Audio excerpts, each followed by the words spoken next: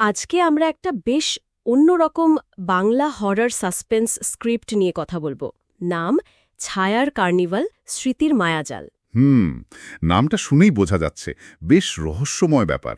হ্যাঁ, গল্পটা একটা অদ্ভুত কার্নিভালকে ঘিরে। প্রতি শীতে নাকি বসে এটা শহরের একধারে, মাত্র এক সপ্তাহের জন্য। আর কেউ বিজ্ঞাপনও দেখে না, তাই তো? লোকজন এমনি খবর পেয়ে যায়। ঠিক তাই, এটাই তো অদ্ভুত। তো মূল চরিত্র রিয়া একজন কলেজ ছাত্রী। হুম। সে সম্প্রতি তার বোনকে হারিয়েছে, খুব শোকের মধ্যে আছে। আচ্ছা। তার এক বন্ধু তাকে একদিন এই গোপন কার্নিভালে যেতে বলে, কারণ শোনা যায় নাকি এই কার্নিভাল মনের ইচ্ছা পূরণ করে। এই ইচ্ছা পূরণের ব্যাপারটাতেই তো গল্পের মূল আকর্ষণ, তাই না? মানে শুধু ভয়ের গল্প নয় এটা। একদম, এটা মনস্তত্ত্বের গভীরে চলে যায়। হ্যাঁ, শুরু থেকেই বোঝা যায় যে এটা সাইকোলজিক্যাল হরর। ভয়টা বাইরের চেয়ে ভেতরের। নিজের মনের ভয়, দুঃখ, অপরাধবোধ এসবের মুখোমুখি হওয়া। তারা যখন পৌঁছালো, দেখল জায়গাটা আলোয় ঝলমল করছে, কিন্তু অদ্ভুতভাবে নীরব। আর গেটে কি লেখা ছিল জানেন? কি? ছায়ার কার্নিভাল, কোনো প্রবেশমূল্য নেই, শুধু আপনার আত্মা। ওহ, দারুণ শুরু তো, গায়ে কাটা দেয়। তো আজকে আমরা এই গল্পের ভেতরের প্রতীকী মানে আর মনস্তাত্ত্বিক দিকগুলো একটু বোঝার চেষ্টা করব। নিশ্চয়ই। আমার মনে হয় কার্নিভালটা আসলে একটা আয়নার মতো, যেখানে চরিত্ররা নিজেদের ভেতরের সত্তার মুখোমুখি হয়। দেখা যাক গল্পটা কিভাবে এগোয়। ভেতরে ঢোকার পর রিয়া কি দেখল? গল্পে আছে জায়গাটা ফাঁকা নয়, কিন্তু ভিড় কম। আর চরিত্রগুলো অদ্ভুত। যেমন? চোখবিহীন ক্লাউন, এমন আয়না যা ভয় দেখায়। রাইডগুলো নিজে নিজেই চলছে। বেশ একটা অস্বস্তিকর পরিবেশ। ক্লাসিক হরর এলিমেন্ট, কিন্তু এখানে নিশ্চয়ই কোনো মানে আছে।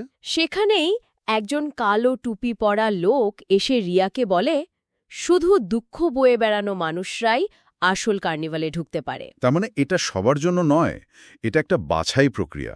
আর রিয়া যে দুঃখী সেটা তো আমরা জানি। হ্যাঁ, আর রিয়ার হাতে একটা ছাপও দেওয়া হয়, ছালায় ঢাকা একটা বন্ধ চোখের ছবি। প্রতীকী, হয়তো কোনো লুকানো সত্য বা চেপে রাখা অনুভূতির ইঙ্গিত। এর পরের ঘটনাটা বেশ ইন্টারেস্টিং। মুখোশের ঘর, একটা আয়নার তাঁবু। রিয়া সেখানে ঢোকে আচ্ছা। আর দেখে যে প্রত্যেকটা আয়নাতে ওর মৃত বোনের মুখ। বোন যেন বাঁচার জন্য আকুতি করছে। এটা তো খুবই মর্মান্তিক আর ভয়ের। তারপর হঠাৎ আয়নাগুলো ফাটতে শুরু করে, আর বোনের গলা শোনা যায়, বলছে, মুখোশহীন লোকটিকে বিশ্বাস করো না। এই জায়গাটা খুব গুরুত্বপূর্ণ। আয়নার প্রতিবিম্বগুলো কি সত্যি নাকি রিয়ার অপরাধবোধ? আর এই সতর্কবার্তা কার জন্য, কাকে বিশ্বাস করতে বারণ করা হচ্ছে? সাসপেন্সটা বাড়ছে। ঠিক এর পরেই আসে সত্যের খেলা। একটা সার্কাস রিংয়ের মতো জায়গায় নিয়ে যাওয়া হয় রিয়াকে। খেলা? কিসের খেলা? ঘোষণা হয় একটা প্রশ্নের সত্যি উত্তর দিতে হবে, না পারলে চিরদিনের জন্য একটা স্মৃতি হারিয়ে যাবে। মারাত্মক বাজি। স্মৃতি হারানো তো ভয়ঙ্কর। প্রশ্নটা কি ছিল? প্রশ্নটা রিয়ার জন্য খুব কঠিন ছিল। তুমি কি কখনো চেয়েছিলে তোমার বদলে তোমার বোন মারা যাক? উহ, একেবারে মনের গভীরে আঘাত করার মতো প্রশ্ন। রিয়ার প্রতিক্রিয়া কি ছিল? রিয়া প্রথমে যেন জমে যায়, তারপর চিৎকার করে বলে না। আর তখনই আলো জ্বলে ওঠে, আর অদৃশ্য দর্শকদের হাততালির শব্দ আসে। অদ্ভুত, পরাবাস্তব একটা দৃশ্য। এই হাততালি কি সম্মতির নাকি বিদ্রূপের? এটা রিয়ার মনের ভেতরের দ্বন্দ্বটাকে আরও স্পষ্ট করে তোলে। একদম। এরপর ক্লাইম্যাক্স, রিয়া সেই মুখোশহীন লোকটার মুখোমুখি হয়, যার কথা মুখোশের ঘরের আয়নায় ওর বোন বলেছিল। সেই লোকটা, সে কি বলে? সে সরাসরি কথা বলে না, চিন্তার মাধ্যমে যোগাযোগ করে। সে রিয়াকে জানায়, তুমি বোনকে খুঁজতে এসেছ, কিন্তু সে এখানে এসেছিল তোমার থেকে পালাতে। কি? বোন পালাকে এসেছিল রিয়ার থেকে? হ্যাঁ, আর ঠিক তখনই রিয়ার চাপা পড়া স্মৃতিগুলো ফিরে আসতে শুরু করে। ও বুঝতে পারে বোনের মৃত্যুটা নিছক দুর্ঘটনা ছিল না। তার মানে? মানে ওদের মধ্যে ঝগড়া হয়েছিল। রিয়া রাগের মাথায় বোনকে ধাক্কা দিয়েছিল, চিৎকারে ফেটে পড়েছিল। বোনের মৃত্যুর পেছনে ওর নিজের ভূমিকা ছিল। তাহলে কার্নিভালটা আসলে এই লুকানো সত্যটাকেই সামনে আনলো, ওর অপরাধবোধকে। মনে হচ্ছে তাই, এটা একটা ক্যাথারসিস বা সত্যের মুখোমুখি হওয়ার মতো ব্যাপার। কিন্তু শেষটা কেমন?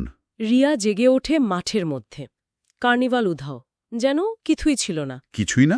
হাতে শুধু একটা আয়নার ভাঙা টুকরো, আর তাতে নাকি ওর বোনের প্রতিবিম্ব এখনো দেখা যায়। সত্যি? বোন তাহলে বন্দী? আর হাতে একটা লেখা খোদাই করা, একদিন সে অন্য কাউকে আমন্ত্রণ জানাবে। তার মানে এই চক্র চলতেই থাকবে? এটা তো আরো ভয়ের। তাহলে পুরো ব্যাপারটা কি দাঁড়ালো? রিয়া সান্ত্বনা খুঁজতে গেল, কিন্তু মুখোমুখি হল নিজের অপরাধবোধ আর লুকানো স্মৃতির। হ্যাঁ, আর এই সমাপ্তিটা অনেক প্রশ্ন রেখে যায়। কার্নিভালটা কি সত্যি ছিল, নাকি রিয়ার মনের তৈরি? বোন কি সত্যি আয়নায় বন্দী, নাকি এটা রিয়ার অনন্ত অনুশোচনার প্রতীক? গল্পটা আমাদের স্মৃতি আর সত্যের আপেক্ষিকতা নিয়ে ভাবায়, বিশেষ করে যখন কোনো গভীর দুঃখ বা অপরাধ বোধ থাকে, তখন স্মৃতি কতটা নির্ভরযোগ্য। ঠিক, গল্পটা আমাদের নিজেদের দিকেও আঙুল তোলে। আমাদের অবচেতন মন নিজেদের রক্ষা করতে বা কঠিন সত্যের মুখোমুখি হতে কী ধরনের মায়া বা কার্নেবল তৈরি করে নেয়, সেটাই হয়তো ভাবার বিষয়। আসলেই এই প্রশ্নটা দর্শকদের মনেও হয়তো ঘুরপাক খাবে। বেশ গভীর আর অন্যরকম একটা গল্প। নিঃসন্দেহে হররের মোড়কে আসলে মানুষের মনের গভীর জটিলতার কথা বলা হয়েছে।